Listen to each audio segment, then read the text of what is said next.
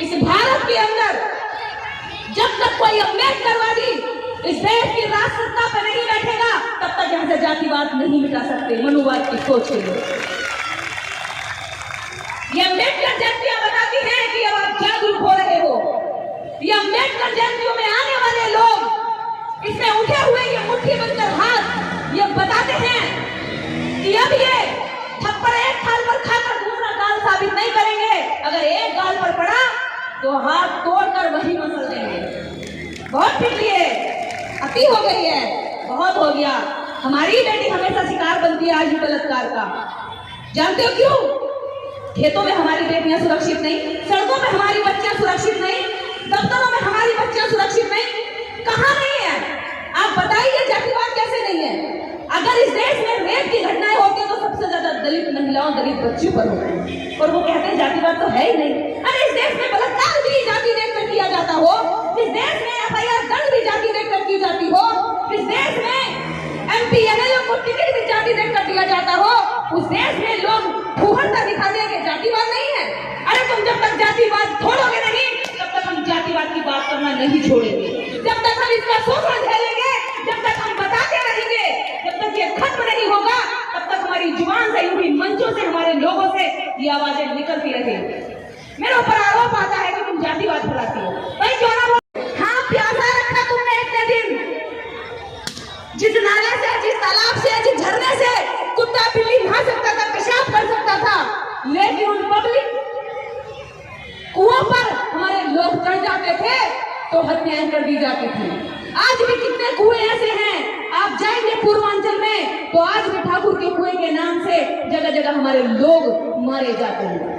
पिछले इस साल की घटना है इंद्र मेघवाल राजस्थान जालोर की घटना है। केवल 8 साल का बच्चा शिक्षक ने पीट के इसलिए मार दिया क्योंकि उसने ऊंची जाति के व्यक्ति का घड़े से पानी पी लिया था। और कहते हैं कि जातिवाद खत्म हो गया। जो लोग ये कहते हैं जातिवाद खत्म हो गया, या तो वो बहुत मासूम है, मूर्ख है, या फिर आपको मूर्ख बना रहे हैं। बहुत शातिर हैं जो जानते हैं लेकिन आपको बताना नहीं चाहते कि जातिवाद है। अब मैं बता दूं जातिवाद कहां है। जब आप अच्छा कपड़ा पहनकर उनके सामने निकलेंगे तो वो कहेंगे अरे तुम तो लगते ही दलित जैसे यार, ये जातिवाद है। उनको उनके नजर में लगने चाहिए। वो तुम्हें कह रहे हैं इनडायरेक्टली कि यार लगने नहीं हो, तुम लगने चाहिए। यानी कि उनकी इमेज में दलित का मतलब है फटे कपड़े पहनना, मुंह पे चमक नहीं होना, काला होना चाहिए, गंदे कपड़े होने चाहिए, मैला कुचैला दिखना चाहिए और कॉन्फिडेंस से खड़ा नहीं होना चाहिए, झुका हुआ होना चाहिए। तो उन्हें लगेगा कि हाँ भाई तुम वास्तव में दलित हो। ये जातिवाद है। और यही लोग कहेंगे कि जातिवाद नहीं है। आप ही के साथ में बैठा हुआ एक दोस्त आपसे कहेगा कि यार हम तो कोई जातिवाद नहीं करते, हमारे साथ तो जैकब भी खा लेता है, चमार भी खा लेता है, हम तो वाल्मीकि के साथ भी खा लेते हैं। तो वो जो ये कह रहा है कि हम उसके साथ भी खाना खा लेते हैं, यही असली जातिवाद है। क्योंकि कभी किसी चमार ने नहीं कहा मैं तो पंडित के साथ भी खाना खा लेता हूँ। जिस दिन ये कहने लगेंगे उस दिन वास्तव में जातिवाद खत्म होगा। जब तक वो कह रहे हैं जातिवाद है। नेता तुम्हारे घरों में खाना खाने आते हैं, कभी वो क्षत्रिय बनिए के घर में खाना खा के फोटो नहीं डालते कि बनिए पर खाना खाया। कई वो क्षत्रिय ठाकुर के घर में खाना खाकर फोटो नहीं डालते कि ठाकुर के घर में खाना खाया। लेकिन वो दलित के घर में फोटो डालते हैं खाना खाकर कि हमने खाना खाया। ये दिखाना चाहते हैं कि ये भी नीच है लेकिन हम फिर भी इनके साथ खाना खा लेते हैं। और हम खुश होते हैं कि हमारे घर तो खाना खा के गए नेताजी लोग। अरे नेताजी लोग खाना खा रहे हैं यार, शादी ब्याह करो ना आपस में भैया। अपनी लड़की बेटियां दो, इनकी बेटियां लो, अपनी बेटियां दो, शादी ब्याह करो, रिश्तेदार हो जाओ तो खाना पीना होता रहेगा। लेकिन तुम किसी भी प्रोसेस नहीं कर सकते। ये बात कहने तक में बड़ा भारी वजन लगता है। अगर उनकी बेटी इधर आ भी गई तो उसको ऑनर किलिंग कर देंगे। बेटी की जान ले सकते हैं लेकिन जातिवाद खत्म नहीं कर सकते वो लोग। जातिवाद इतनी जड़ों तक बैठा हुआ है और हम कहते हैं मासूम बनकर के जातिवाद तो खत्म हो गया भैया।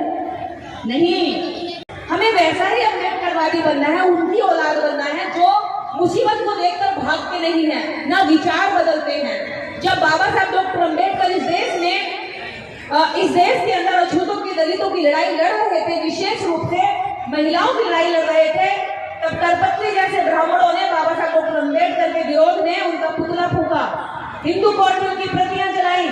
लेकिन आज मुझे खुशी है कि कलपत्र ब्राह्मण की संतानें आज मंच पे आकर बाबा साहब अम्बेडकर को जय भी बोलती है और नमन करती है। ये है हमारी ताकत, ये है हमारा जुनून। अगर हम एकजुट हो गए, जागरूक हो गए ना, तो जो दुश्मन हमें ये कहता था ना, अरे थोड़ा सा मार डाला, सड़क भी गंदी कर देंगे, अरे इसका मुंह देख लिया, आज खाना भी ना मिलेगा, वो हमारे मंचों पर आकर के ना बोलने के लिए तरसते हैं, लाइन में खड़े होते हैं और फिर हम टाइम देते हैं, आइए और बताइए क्या कहना चाहते हो। ये हमारे अम्बेडकर की जीत है, ये आप लोगों की जागरूकता और एकजुटता की जीत है।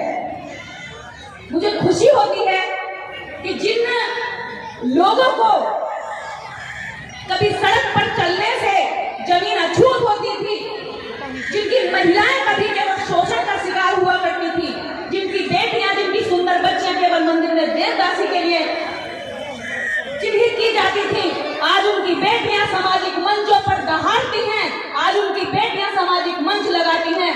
ये आपकी जीत है। जिन लोगों को कहते थे कि अरे तुम सम्मान पाने के लायक नहीं हो, आज उन लोगों ने सड़कें घेर रखी हैं और जय भीम का नारा लगाकर नीली क्रांति लेकर आए हैं और झंडे के साथ में दावे से कह रहे हैं सीना ठोककर कि हम तुम्हारी नजर में नीच नहीं हैं, हम उस बात की औलाद हैं जिसको तुम्हें मानना ही पड़ेगा, चाहे इधर से मानो, चाहे कान इधर से पकड़ो या इधर से पकड़ो, क्योंकि जिसको भारत में रहना होगा उसे संविधान के दायरे में चलना होगा, और जो संविधान के दायरे में चल रहा है, मान लो कि वो आपके बात को जरूर मान रहा है, बच ही नहीं सकता। भाई अगर संविधान से पहले यदि एक ब्राह्मण किसी लड़की का रेप कर देता था तो उसको कोई सजा नहीं थी, सजा के तौर पर केवल एक सजा थी कि उसकी चुटिया काट देते थे। लेकिन यदि एक शूद्र ने, अछूत ने उनकी बेटी को देख लिया तो उसकी आंखें भी निकाल देते थे। यदि वो उनके सामने सीना उठाकर चल रही थी तो कोड़ों से वो मार पड़ती थी, हाथ पैर गर्म तेल में डाल दिए जाते थे। ये अपमान था हमारा, ये हमारा जीवन की सच्चाई है भारत की। जब बाबा साहब डॉक्टर अम्बेडकर को पढ़ते हैं तो उनके सारे साहित्य में दर्द है, पीड़ा है, वो कीचड़ है जिसमें हम लोगों ने सदियों, हमारे पुरखों ने उसमें जिया। हमारे लोग कुएं पे नहीं चढ़ सकते थे, पानी के लिए बूंद बूंद के लिए तरसते थे।